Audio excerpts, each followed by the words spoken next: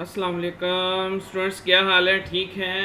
लो जी, आज का जो हमारा टॉपिक है वो है स्कैनएफ फंक्शन। पिछला जो हमारा टॉपिक था वो था प्रिंट एफ फंक्शन। आज का जो हमारा टॉपिक है वो है स्कैनएफ फंक्शन। के स्कैनएफ फंक्शन क्या होता है, इसको आज हम डिस्कस करते हैं। तो स्कैनएफ फंक्शन में हम ये देखते हैं कि जी ये जो स्कैनएफ फंक्शन है ना, ये इस्तेमाल किस लिए होता है। स्कैनर फंक्शन इस्तेमाल किया जाता है use to get input from the user.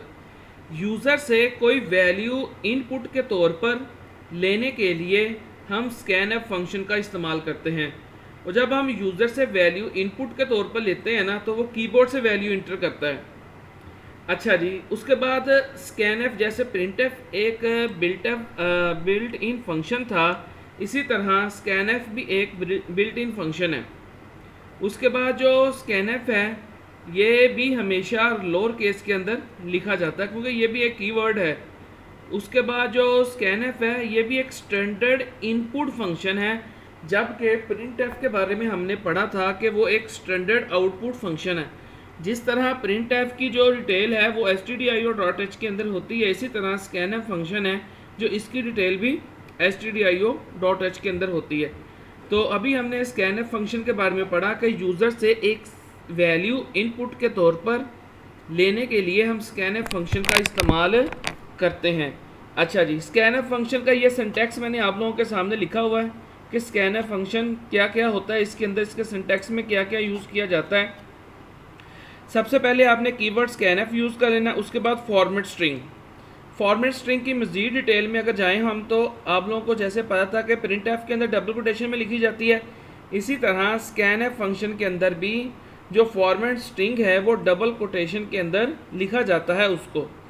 उसके बाद जो फॉर्मेट स्ट्रिंग है वो consist of different format specifier that indicate the format according to which values will be entered. यहाँ पे हम वो फॉर्मेट स्पेसिफायर यूज़ करते हैं जो फॉर एग्जांपल अगर हमने कोई इंटीजर वैल्यू इनपुट के तौर पे लेनी है तो हम यहाँ पे फॉर्मेट स्पेसिफायर यूज़ कर लेंगे जी %d। इसी तरह अगर हमने कोई फ्लोट वैल्यू यूज़र से इनपुट के तौर पर लेनी है तो हम यहाँ पे कर लेंगे %f। अगर कोई करेक्टर वैल्यू लेनी है तो %c। उसके बाद हम यहाँ पे यूज़ करते हैं ये एम्फरसेंट साइन, इसको हम एड्रेस ऑपरेटर भी बोलते हैं। ये एम्फरसेंट साइन है हमारा, इसको हम यूज़ करते हैं वेरिएबल, ये अपना वेरिएबल के साथ कोमा के बाद। इसका क्या काम है जी? This symbol indicate the memory location of the variable in which the input is stored. जिस वेरिएबल के अंदर जो हम यूज़र से वैल्यू ले रहे होते हैं, ज़ाहिरी बात है वो किसी वेरिएबल के अंदर स्टोर करवाएंगे ना, तो ये उसकी लोकेशन को रेफ़र करता है। ये कहता है कि आपने इस वेरिएबल के अंदर जो वैल्यू यूज़र से इनपुट के तौर पर ली है उसको इस वेरिएबल के अंदर स्टोर करवाना है। और ये वेरिएबल हम ऊपर जब प्रोग्राम की बॉडी स्टार्ट करते हैं तो वहाँ पे डिक्लेयर करते हैं। उसके बाद इसको हम एड्रेस ऑपरेटर भी बोलते हैं, एम्फरसेंट साइन भी बोलते हैं, और ये हमारा एड्रेस ऑपरेटर भी है। उसके बाद हम बात कर लें वेरिएबल। वेरिएबल्स आप लोगों को पता ही है कि variable use to store the value entered by the user through keyboard. Scanf की मदद से मैंने अभी आपको बताया कि यूज़र से वैल्यू इनपुट करते हैं, जो वैल्यू इनपुट की जाती है वो कीबोर्ड की मदद से की जाती है। उसके बाद each variable refer to memory location या मेमोरी एड्रेस या मेमोरी सेल, ठीक है ना। हर वेरिएबल की अपना कहाँ रेफर करता है, मेमोरी लोकेशन। यानी कि जब हम वेरिएबल को डिक्लेयर करते हैं तो वो क्या करता है, वो रैम के ऊपर जाके अपनी मेमोरी को जनरेट कर लेता है जिसके अंदर आप लोग अपने वेरिएबल को स्टोर करते हो। तो स्कैनएफ फंक्शन की अगर हम एग्जांपल देखें तो एग्जांपल भी देख लेते हैं। फॉर एग्जांपल मैंने यूज़र से कोई इंटीजर वैल्यू इनपुट के तौर पे लेनी है। जब मैं यूज़र से इंटीजर के तौर पे इनपुट वैल्यू यूज़र से लूँगा तो सबसे पहले मैंने एक मैसेज प्रिंट करवाऊँगा प्रिंटएफ की मदद से। और आप लोगों को पता है कि प्रिंटएफ की मदद से जो मैसेज प्रिंट करवाया जाता है वो यूज़र से अपना स्क्रीन के ऊपर डिस्प्ले करने के लिए। ये जो मैं प्रिंटएफ की मदद से मैसेज डिस्प्ले करवा रहा हूँ, इसका मतलब क्या है? इसका मतलब ये है कि मुझे पता तो चले कि मैं यूज़र से वैल्यू कौन सी इनपुट के तौर पे ले रहा हूँ। फॉर एग्जांपल मैं कह रहा हूँ enter the marks of the student. अच्छा जी, आप लोगों को पता है कि प्रिंट एफ में डबल कोटेशन के अंदर जो लिखा जाए वो एज इट इज स्क्रीन के ऊपर शो होता है, और उसके बाद एंड पे क्या आ जाएगा हमारा, यहाँ एंड पे आ जाएगा सेमी कोलन। सेमी कोलन लगाया, सेमी कोलन लगाने के बाद अब यहाँ पे हम क्या करेंगे, अब यूज़र से वैल्यू ले रहे हैं। अब यूज़र से वैल्यू लेने से पहले मैंने एक मैसेज प्रिंट करवा लिया ताकि मुझे पता चले कि जो मैं यूज़र से वैल्यू ले रहा हूँ वो क्या है। अच्छा, ये मार्क्स फर्ज करो यहाँ पे मेरा क्या है, एक वेरिएबल है मार्क्स, मेरा यहाँ पे एक वेरिएबल है, ठीक है ना। अच्छा, उसके बाद अब मैं यहाँ पे क्या लिखता हूँ जी,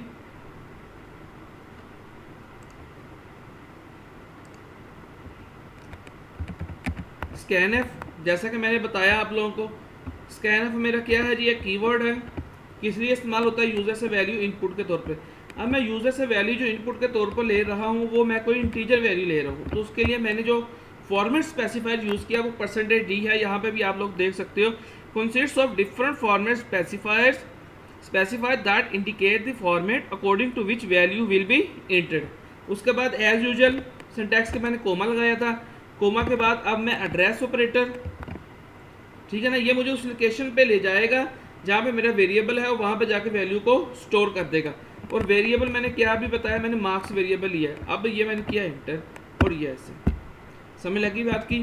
तो जब हम ऐसे करेंगे तो ये हमारा वेरिएबल को क्या कर देगा, स्टोर कर देगा, मार्क्स के अंदर वैल्यू को स्टोर कर देगा। अगर आप रियल में एग्जांपल देखना चाहते हैं तो मैं वो भी आप लोगों को डेव ओपन करके यहाँ पे हम एक वैल्यू यूज़र से इनपुट के तौर पर ले लेते हैं, तो उसको हम यहाँ पे डेव के अंदर कर लेते हैं। डेव मेरे पास एक IDE है, ठीक है ना, जो कि इस्तेमाल किया जाता है प्रोग्रामिंग के लिए। ये देखिए जी, एज यूजुअल आप लोग अपना प्रोग्राम स्टार्ट कर लो। क्या जी,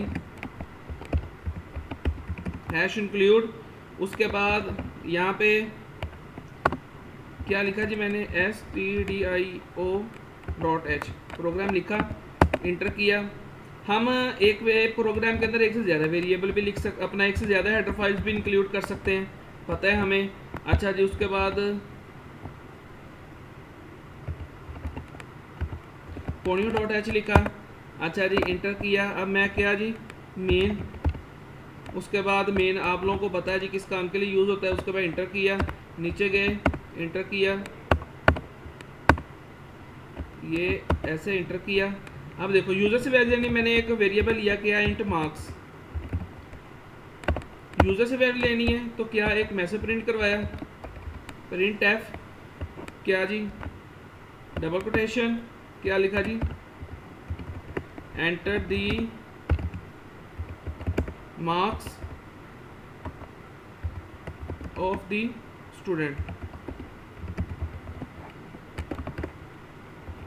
डबल कोटेशन के दो लिखा जाए वो एज इट इज शो होता है, ये किया जी। उसके बाद स्कैन एफ, यूज़र से वैल्यू लेंगे जी, स्कैन एफ डबल कोटेशन लगाई हमने, भूलना नहीं है फॉर्मेट्स। अब यहाँ पे फॉर्मेट स्पेसिफायर जैसा कि मैंने बताया, कोमा, उसके बाद कोमा, उसके बाद क्या जी, एड्रेस ऑपरेटर, और वेरिएबल मैंने ऊपर क्या लिया था, मार्क्स, तो ये लो जी, ओके।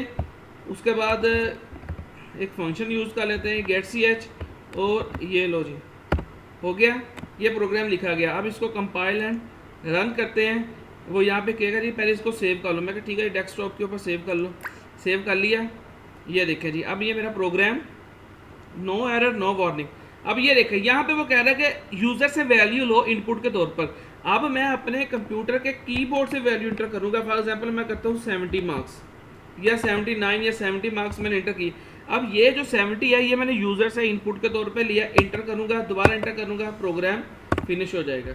ये एक छोटा सा प्रोग्राम भी मैंने आप लोगों को स्कैनएफ के बारे में लिख के दिखा दिया। अगर स्टूडेंट को समझ नहीं आए तो वो मुझे कमेंट में पूछ सकता है। वीडियो अच्छी लगी तो वीडियो को लाइक कर दीजिएगा, सब्सक्राइब कर दीजिएगा चैनल को, ताकि आपको आने वाली नेक्स्ट वीडियो भी मिल जाए।